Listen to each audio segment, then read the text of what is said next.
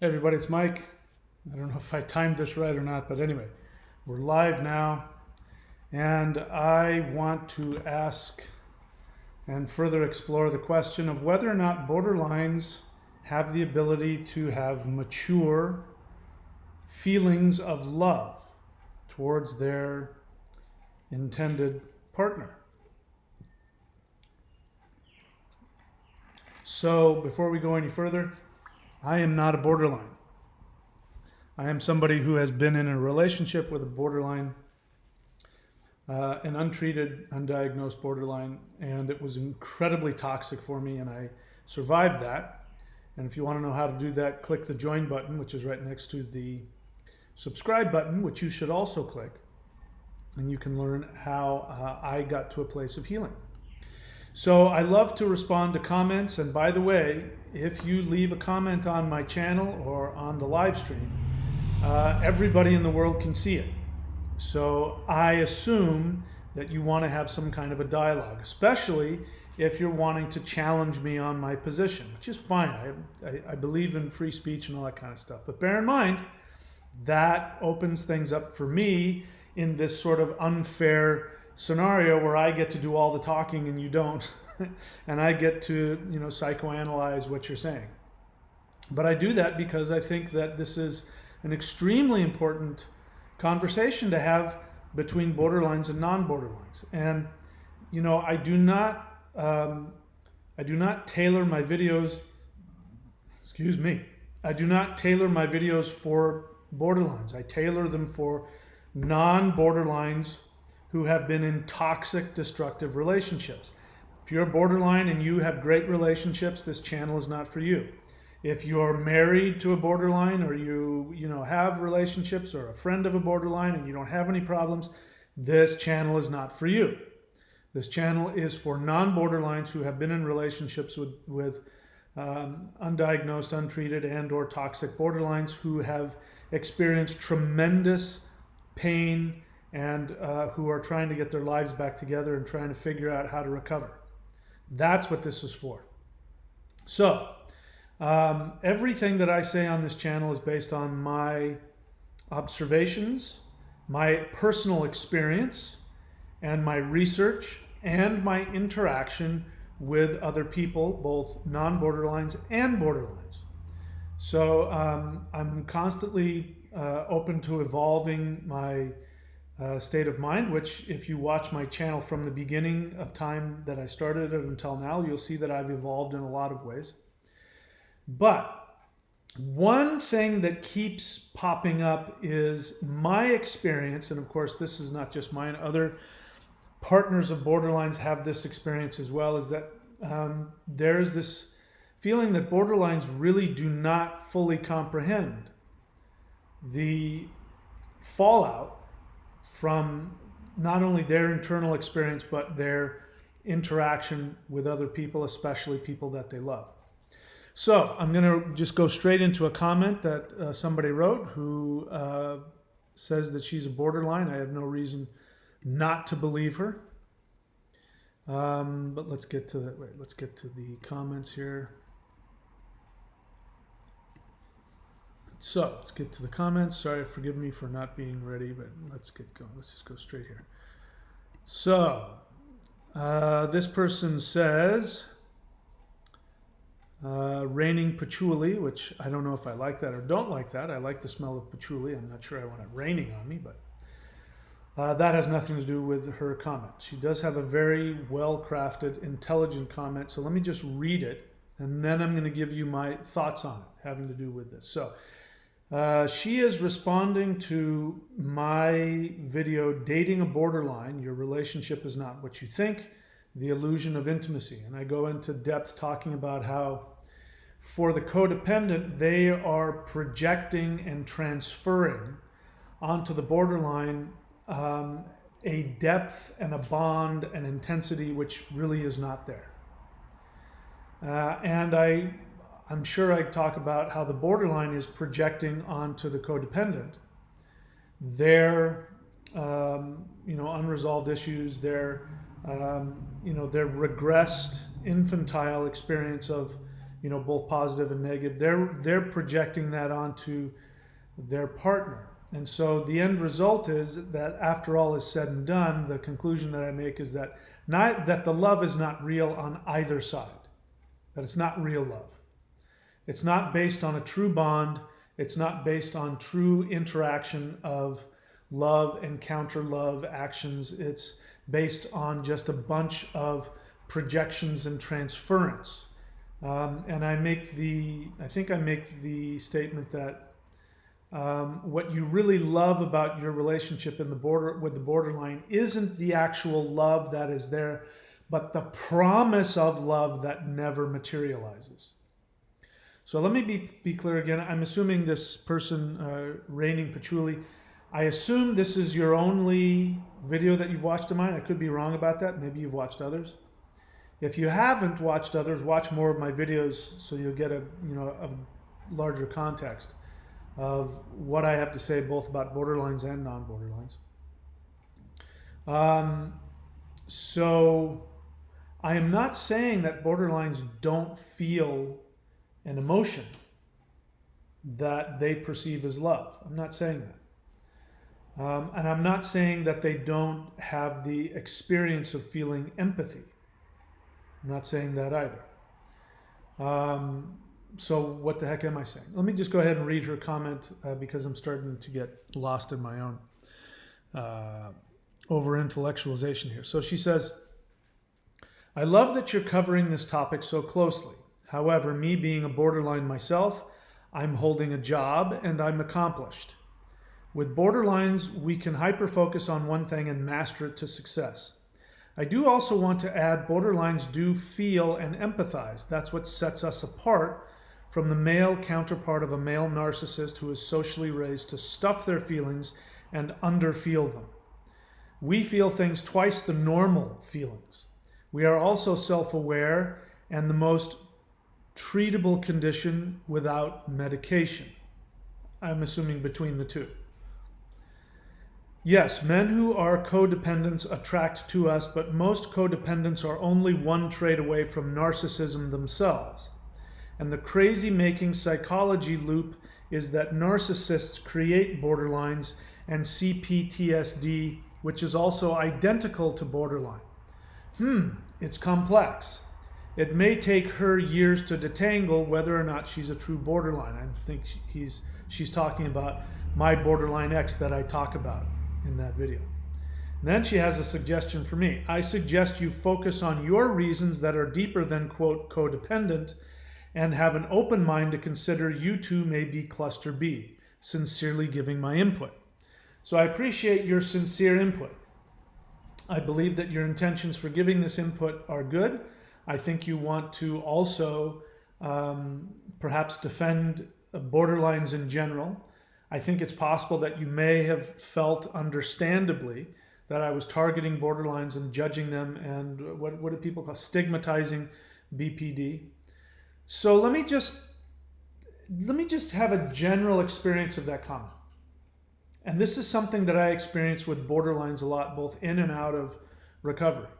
And that is, there's no mention of any negative or destructive effects of the behavior that borderlines exhibit. It doesn't leave me in this comment that you, Raining, and I don't mean this with any judgment, I'm just telling you what I see. It doesn't leave me with the feeling that you're aware of any potentially harmful fallout from your behavior based on your borderline personality disorder. This is really important because the one thing that I think is missing from the communication between non-borderlines and borderlines is people are pointing the finger of victim blaming, and both do it. You know, the borderline say, you're victim blaming, you're victim blaming. They say, you're stigmatizing. You're stigmatizing a mental illness, and the codependents say, you're victim blaming. I'm the one that's hurt here. There's a lot of things that you say that are absolutely true. It's just the whole topic isn't covered. You're only talking about half of it, and it does feel defensive to me. So let me take a look at it and share with you what I think is defensive and what I think is maybe either the inability to see the other side of the argument or your unwillingness to see it, perhaps because you feel the need to defend borderlines or defend yourself. The first one is you say a nice thing, which is, it's a good tactic. I love that you're covering this topic so closely. That's a nice thing to say. She says, however, me being a borderline myself, I'm holding a job. So that video wasn't about whether borderlines can hold jobs. That video, and I don't remember exactly what I said, but there are many borderlines that can't hold a job. In fact, a lot of them are incapable of holding a job for all kinds of reasons associated with, multiple aspects of borderline personality disorder. But as I say in many of my videos, it is a spectrum. So not every little detail is going to be the same. The one thing that is going to be the same in every borderline, because otherwise if this isn't there, then you don't have borderline personality disorder. The one thing that is the same is the splitting. I love you, I hate you. You're the best person, the worst person. My favorite person, my least favorite person. I'm going to be with you forever. I can never talk to you ever again. That is the essence of borderline personality disorder in terms of the fallout in romantic relationships. And that's the most important thing that we who don't have the disorder, what we experience and what we want to fix. So to talk about borderline personality disorder and not talk about that is missing the whole point. So it doesn't change anything, assuming if you are a borderline and you haven't shared if you're in therapy, you haven't shared if you have successful romantic relationships, you haven't shared any of that, so I don't know how much awareness you have of that aspect.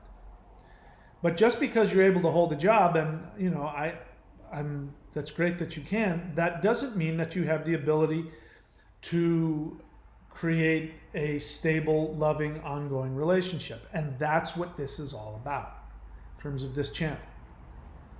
But I'm well aware that borderlines can hold jobs and can do all kinds of things.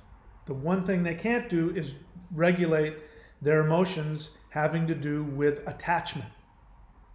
That's the most important part here. And that inability to regulate those conflicting emotions of I love you, I hate you, is what causes the most damage to the partners of borderline. So let's stay focused on what's important here. I feel like that you're needing to defend yourself over something that isn't really part of the argument and doesn't matter in this part. It's great that you can do that, but that's not really what we're needing to focus on in terms of getting the healing done.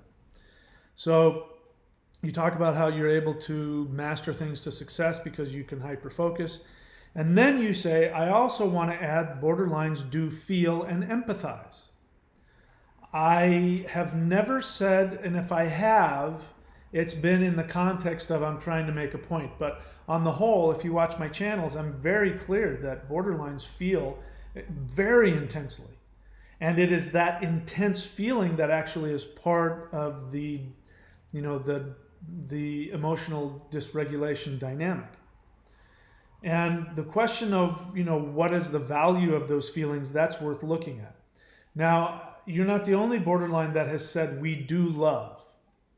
And so we need to make a distinction between the internal experience of having a feeling that we experience as love and the actual action of love. I said this to my borderline, love is an action, to which she looked at me like, I had said something, completely incomprehensible. She says, what are you talking about? And I said, love is not a feeling, love is an action. She says, I totally disagree with you. Because for her, love was something she felt in the moment. Now, the problem with that is that with borderlines, they can have one feeling 1 second and a completely opposite feeling the next second. What is important about, so wanting to defend borderlines and say we do love, if what you mean by that is that you have an intense feeling that you perceive as love in that moment, that is wonderful. And if we happen to be on the other side of that, it's a really wonderful thing. It's what they call love bombing. And it's great to be on the other side of love bombing. The problem is the love doesn't last. The most important thing is that the action that stays, the effect of the action that stays, is not the actions that come from your love or your feelings of love. It's the actions that come from your feelings of hate, disgust, the opposite. Those are the ones that stay. So it's meaningless for us after the fact to say, no, she really loved me. Because what we're remembering is the opposite side of that, which you acted on. And if you had the feelings of love, and if it was the reverse, that the way borderline personality disorder worked is that they have these loving feelings and they act only on the loving feelings, but they didn't act on the negative feelings, then everybody would want to be with a borderline, because that is the epitome of love. Love is an action. If those intense feelings that you say you feel twice as much as everybody else, if that resulted in you loving people twice as long and being more committed and being more dependable and all of that, then that would be great, but that's not what happens. So we have to get past the narcissism of I feel this. And this is what I think borderlines miss. In all of this discussion, we're saying to you, you don't love us, you don't care about us. We're not just talking about in the moment, do you have the feeling of love? We're saying over the long haul, do you have the ability to have that feeling and then continue to take action on it regardless of your negative feelings? Because that is the definition of love, the action. So while you say, I want to add borderlines do feel and empathize, that's what sets, okay, and then you say something else which we'll talk about. But you say, we feel things twice the normal feelings. Now you're saying that as though you're defending yourself against me saying you don't have feelings. And I can understand why that would be painful to hear if somebody's telling you you don't have feelings when you do. But again, it ultimately is meaningless if you can't back up those feelings with regular, consistent action. And that is the whole point of therapy in terms of borderlines being able to have relationships. Because if you go to a therapist who can give you tools so that when you are splitting and you're having the negative feeling, that then you can deal with that symptom within yourself so you don't break up with them or ghost them or attack them or criticize them or devalue them or cheat on them or whatever else, however you split on somebody. Ghost them, go inside yourself, sometimes just quiet borderlines, they'll just go completely inside of themselves, and that's their form of splitting. And that's an action. So love is an action, it's not a feeling. And this is why borderline personality disorder is a disorder that has to do with being arrested at infancy, because the trauma that causes borderline personality disorder happens somewhere between 0 to 2 years of age. And that's emotionally where borderlines regress when they're triggered. I don't know if they live there all the time. I have, based on some of my research, I have the belief that they actually do live there in that infantile emotional stage.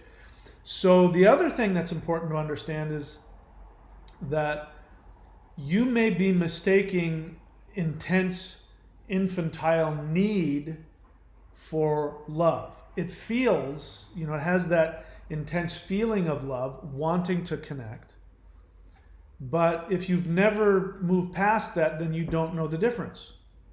So, I know this is going to sound like a judgment, but, if we're talking about somebody who has, who is colorblind, and they can't see, I don't know what colors colorblind people can't see. Let's say they can't see green, right? I think it's green, one of them. And you're trying to explain to them what green looks like. They have no frame of reference because they don't have the ability to see that color. If you say, look at the colors, they're so beautiful, they can see some colors, so they're going to say, yeah, it is beautiful. And then you say, oh, you're colorblind, you can't see the colors. They're going to say, I do see the colors, I can see them. But I had a friend of mine who is colorblind, and he would, hold up to me 2 completely different colored socks, and he would say, are these the same color? And I'd laugh, and he says, "Don't laugh. I can't tell the difference. I'm colorblind." So just because you have a deep, intense feeling that you perceive as love, if you've never been able to go past that to what is, not the rest of us, but many other non-borderlines would describe as love, then you can't say that, say that I'm wrong about that. Your actions prove that if you do feel love, the problem is you're incapable, unless you have treatment, you're incapable of following that up with consistent action. And like I said, the worst part about that isn't that, you may, in your experience, you may love 50% of the time and hate 50% of the time, but it's that second 50% that ends up having the lasting impact and the destruction of other people. So we really don't care. It's like you say, yeah, but I loved you half of the time. For the first part of it, I really loved you. It's like, yeah, but I've got a knife in my heart, so it really doesn't matter. And so when it comes to having non-immature, non-superficial relationships, you have to be able to have your negative feelings and be able to continue to take loving action. That's the part that's missing, okay? So I've repeated myself 3 or 4 times. Let's keep going. So you also lay some assumptions down here, which I want to challenge. And so let's talk about assumptions. When we're talking about assumptions, we're talking about critical thinking. A lot of people don't know what critical thinking really is. Critical thinking is not thinking, without emotion. The first principle of critical thinking is that everybody has an emotional agenda all the time. So you first, in order to be a critical thinker, you have to be aware that at any given moment you have an emotional agenda about your argument, your point of view, what you want to accomplish. Second thing is to know that anybody who has an emotional agenda has the potential of being blinded by that emotional agenda so that they don't see objective reality. So having intense feelings, intense emotions can actually is not a good thing. You have to be able to go, wow, I have a lot of feelings about this, but what is it that I want here? What is it that I want to accomplish? And then when somebody, tells you what's going on, you'll be able to hear them. And then you need to understand in critical thinking that whenever we get into conversations with people and we want to start talking about analyzing things or defining things, is that everybody comes from a basic assumption. So one of the things that happens in these comment sections is that people have a position that they want to put forth, and if they have a different position than mine, they want for me to understand their position. And so what they do is they lay these assumptions, which if those assumptions go unchallenged, then they can add conclusions to those assumptions, and then they can lay, this happens, this is what you do in court. People lay assumptions and all that, and if you're not a smart enough lawyer to be able to catch them when they're, putting out a false assumption, then you end up giving false assumptions to the jury who could come to the wrong conclusion. So you put a bunch of assumptions in here which I don't completely agree with. And so let's examine those. I'm in full agreement with you that borderlines can hold a job. I have no problem with that. Some borderlines, some can't, depending on where they are on the spectrum, what other comorbidities they have. You make an assumption here that there's some kind of societal pressure on males to become narcissists because they are socially raised, as you say. You say, now you're making a statement, you're making yourself sort of superior to the masculine, which that makes me think, do you have man-woman issues that are bleeding into this, maybe that's part of your agenda. I do believe part of your agenda is to say that, borderlines, you're trying to defend yourself against perceived attacks from me. But I think that this need for you to defend your position to such a degree is part of the problem, because I don't see in here that you have an awareness of the damage that you could potentially cause. I don't know you, but I assume if you're a borderline that you split and you've had relationships where you've split on people and caused damage. So I'm not seeing here that you have an awareness of that. That to me is a danger sign, because I think the only way a borderline can fully recover is when they're aware of how damaging their experience is, when they have the ability to go beyond their own bubble of perception of I have these feelings and I feel more than everybody else. When they can get out of that and go, yeah, I have all these feelings and I feel it twice as much, but look at the damage that I caused. I have to figure out a way to regulate that so I don't damage myself and other people. I'm not hearing that in what you're saying. And you say, with this assumption, you say, what sets us apart from the male counterpart of a male narcissist who is socially raised to stuff their feelings and underfeel them. And then you say, we feel things twice the normal feelings. So you're setting up this dichotomy that narcissists don't feel anything, but borderlines feel twice as much. And I've never made the assumption that narcissists don't feel anything. Narcissists and borderlines, and we're talking about, I'm talking about the psychological definition of narcissist. I'm not talking about narcissism. Everybody has narcissism. It's a necessary part of our ego structure. We have to have it or we wouldn't be able to function. And it's a very healthy thing. But now you've set up a dichotomy that there's a spectrum of, on one side, the good side is the borderline and the bad side is the narcissist. The borderline has twice the feelings, so that's doubly good, but the narcissist has zero feelings because men are socially forced to stuff their feelings and underfeel. And that's an assumption. I don't agree with that assumption. I've made the argument that the only difference between the NPD and the BPD is that the NPD, because the majority of them are men, are stimulated by their testosterone, and testosterone makes people, disconnect from their feelings, makes them be. It's not so much that they disconnect; it's that they're very defensive. They have very strict defenses. They conquer. They're fight or flight. The opposite of that is estrogen. Again, we're looking at two. Nobody's a complete. One side or the other. Everybody's a mixture, but I think the only difference is that females have more. What is that one? Something, not testosterone, but the other one, the feminine hormone.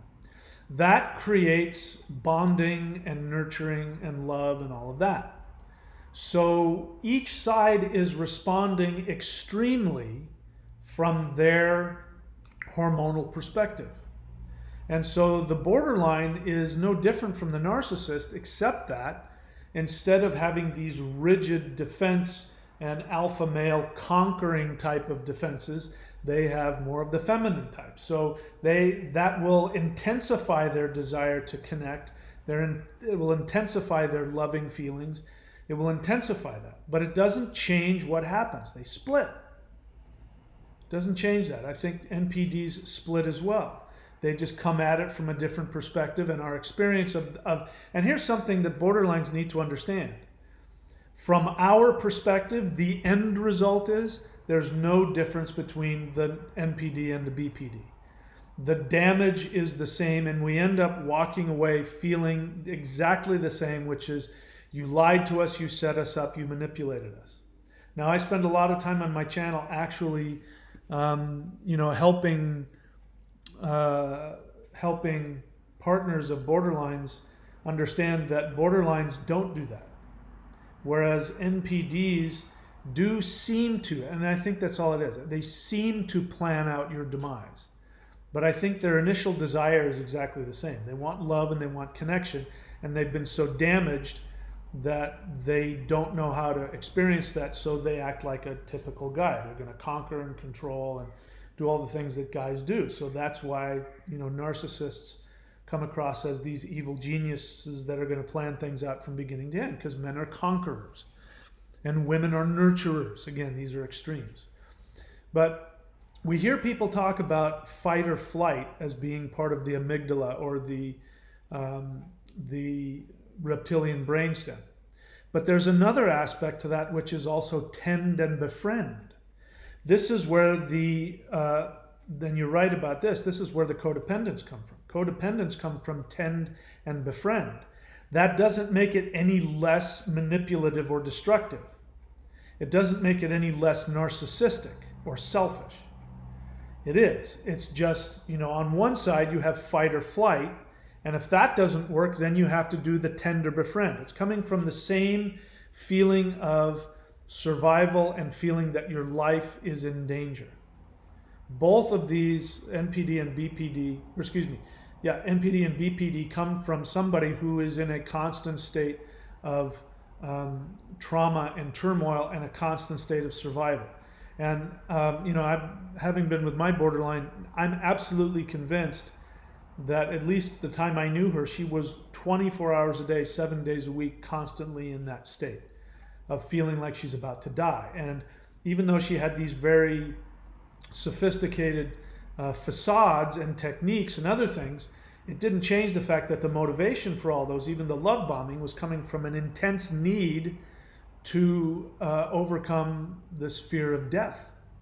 So I would say that there's a very good chance that the love that you feel twice as much as everybody else in your mind, is actually coming from fear. It's coming from that fear of not being loved, that fear of being abandoned, and not only that, but it's heightened because it was created in a very toxic scenario where you were abandoned, neglected, abused. So the love is even more intense because it's associated with survival. And true love is coming from a place of, just caring for the other person. Now, of course, borderlines aren't one thing, so it doesn't mean they can't have those other feelings. I'm just telling you, the love bombing, the intense love bombing is not coming from love so much as an infantile need for connection and intimacy and bonding and all the rest of that. Because they've been broken, once you get the bonding and the intensity, then you split and you attack and destroy. Because you never got it. Your parents never gave you love, so you don't know how to handle it. Moving further on here. And by the way, I can understand if borderlines are having a hard time with this. It's okay with me if I'm not getting this 100% right. The main thing here is to understand that having a feeling isn't the same as creating an action. That's what's really most important here. But let me take a look at some more of the assumptions that you lay in this comment. All right, so now here's where you turn into blaming others. So I want to be clear before I go any further.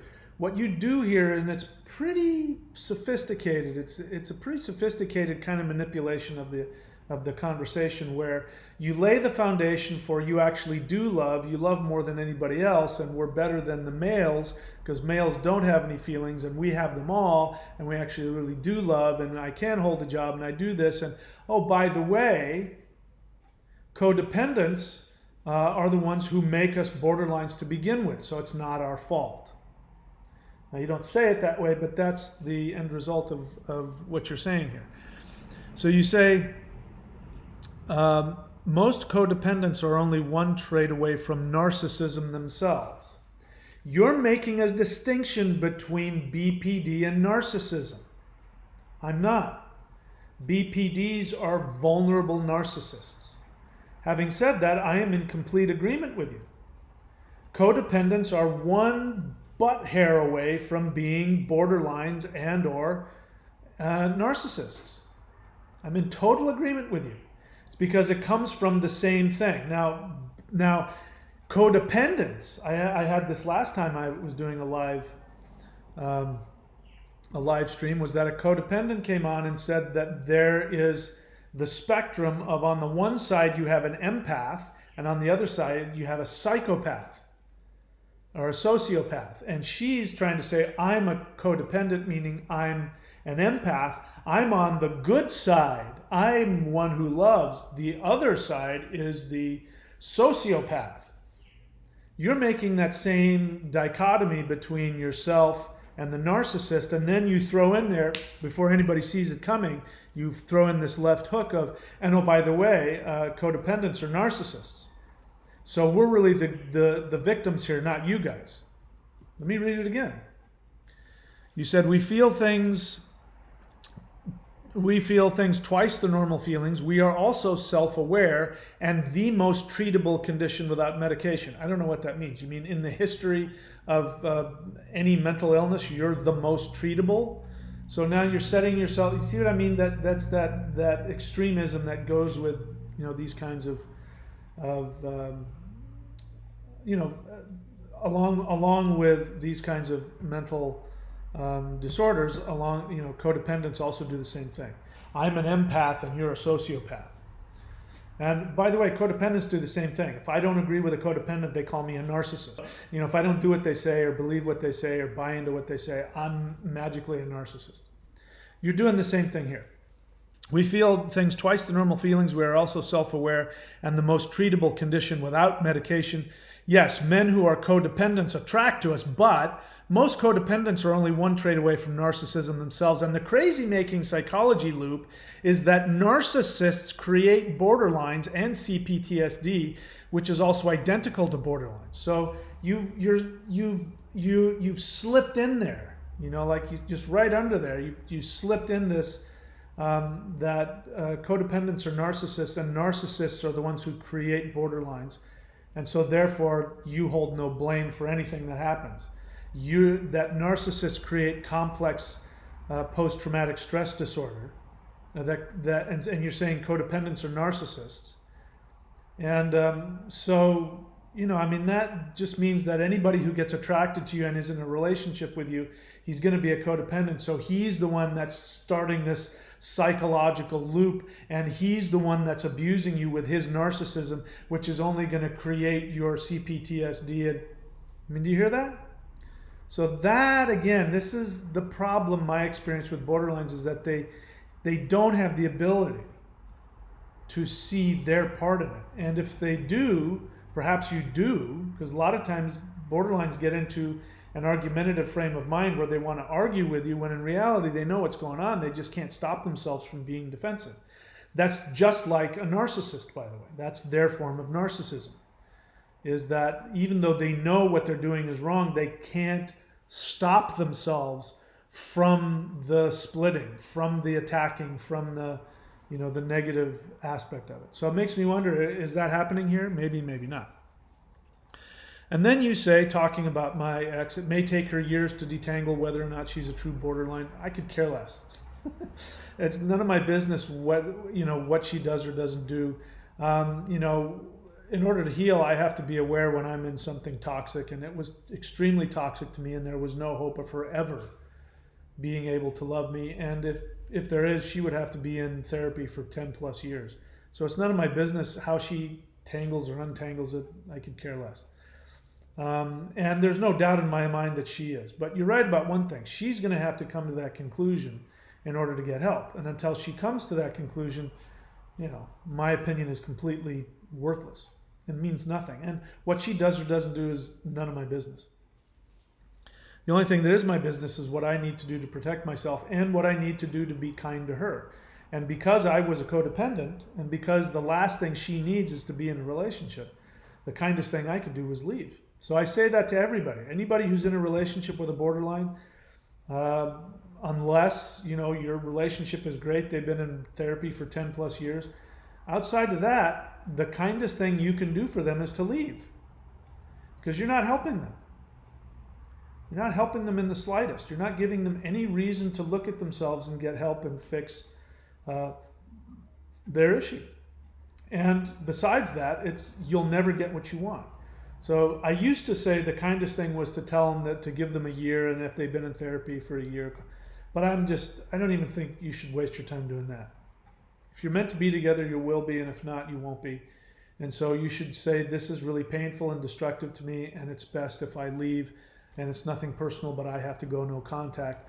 My personal experience is that you have borderline personality disorder. You need to find that out for yourself. You should go investigate that. Having said that, goodbye, I love you, and we're done for this life. I think that's the only real solution here. Unless you've got other things like you have kids with them or things like that, in which case, God help you, I don't have any idea what you should do. And then now you're going to turn it around. So this is where the passive aggressiveness. It started with the one line that was positive, which was, I love that you're covering this topic so closely. And then you went through all of this and you kind of started inserting these assumptions and turning things around so that you could be the victim, and that codependents are the ones who are causing all the problems. And so now you're going to, having done that, because now you've put me in that category as the narcissist codependent abuser, now you're going to give me a suggestion. You say, I suggest you focus on your reasons that are deeper than, quote, codependent, and have an open mind to consider you too may be a cluster B. All right, so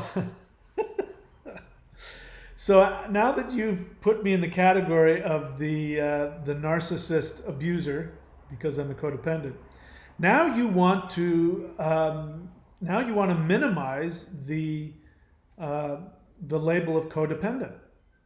So that's really good, because you're saying that this codependent label doesn't exist. You have borderlines and narcissists, and anybody who's with a borderline is a narcissist. And it is true that if you want the most successful, long-lasting relationship between an untreated borderline and somebody else, put them together with a narcissist. The reason why it works is because what forces a borderline to destroy relationships is the intimacy. And somebody who really is trying to connect and have an intimate connection, regardless of what other craziness is going on in their codependence. And so that intimacy is so horrifically painful and frightening to the borderline that's when they split. But the narcissist is incapable of intimacy, and so will always be out of reach, which will now, the borderline becomes the codependent and chases after the narcissist.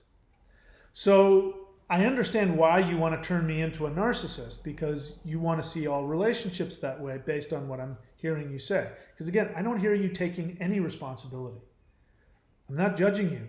I don't think you have any malintent, but I don't see you taking any responsibility for any of the harm you may have caused. You admit to being a borderline, but you don't seem to have the awareness of how incredibly toxic borderline personality disorder is to other people. So it tells me that, there's still some work to be done in your therapy, which I assume you're in. And that's not a judgment either. That's just a fact. But you judge me as that I need to go deeper than codependency. But let me explain something to you. Codependency, that's like saying you need to go deeper than being a borderline, and you can't get deeper than that. Borderline personality disorder, the disorder itself is lodged in the deepest essence of your identity or lack thereof. It's not just some emotional problem that you can deal with maybe a pill, or deal with a little bit of, go take a vacation or go talk to your counselor. That's why it's a mental illness. It's not going to go away with a couple of counseling sessions.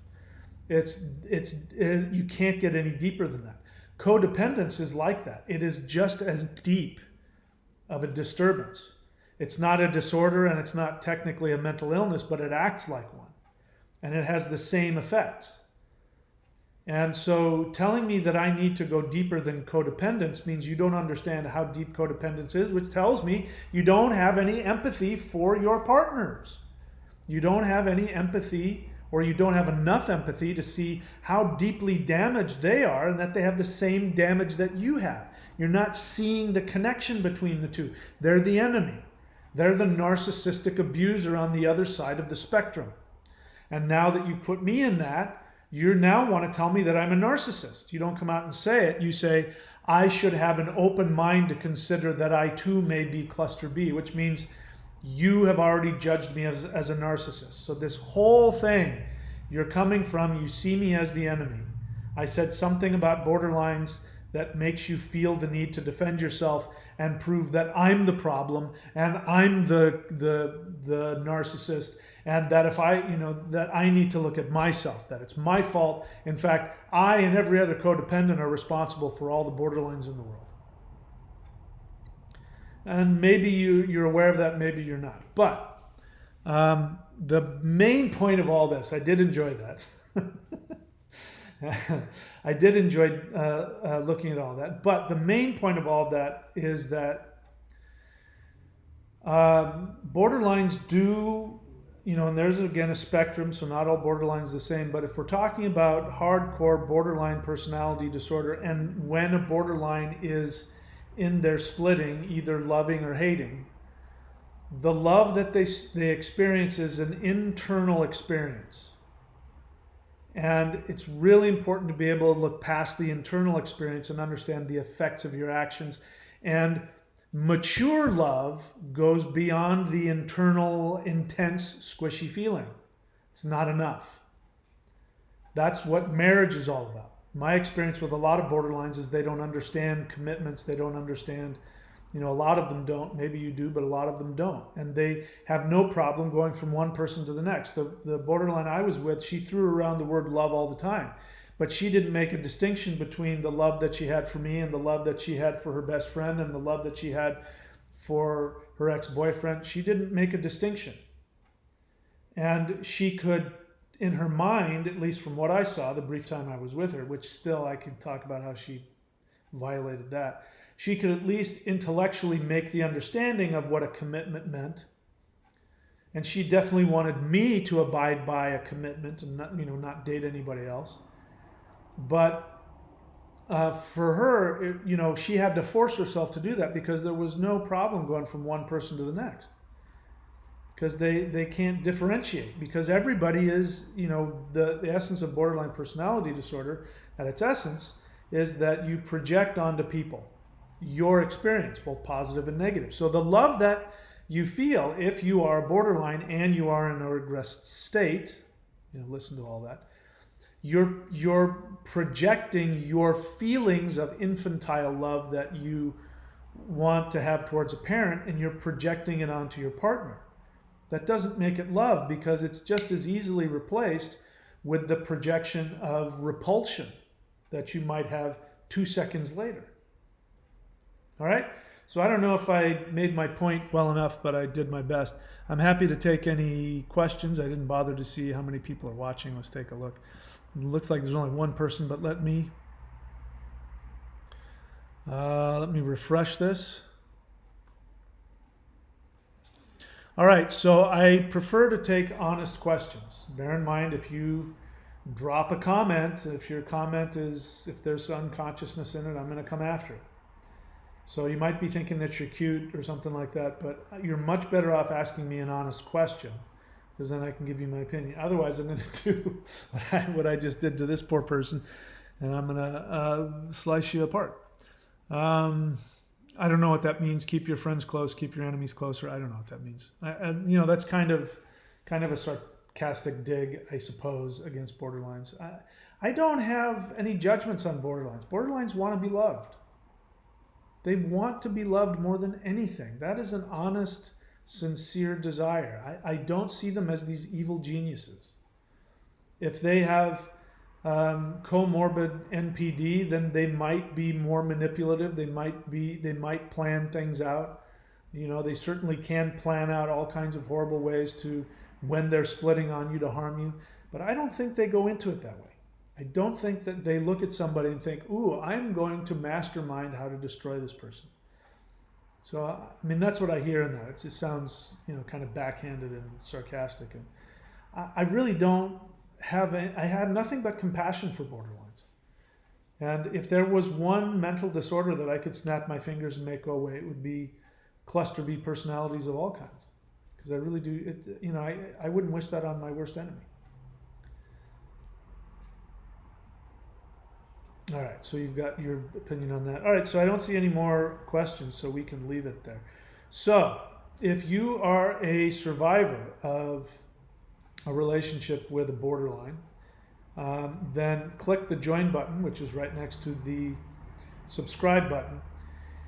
Here's what I've found. I started this channel 9 months ago, 10 months ago, I think 10 months ago. I started this channel 10 months ago because I was just coming out of a relationship with an undiagnosed borderline. I've been in 12-step work almost 40 years. I've been in therapy for 20 plus years. I've been doing, spiritual work for my whole adult life. But I had never experienced anything as horrifically, concentratedly damaging than being with an untreated, undiagnosed borderline. The worst experience of my life. It felt like it was killing me. And when it was all over, I thought that I was broken. I didn't think I was ever going to recover.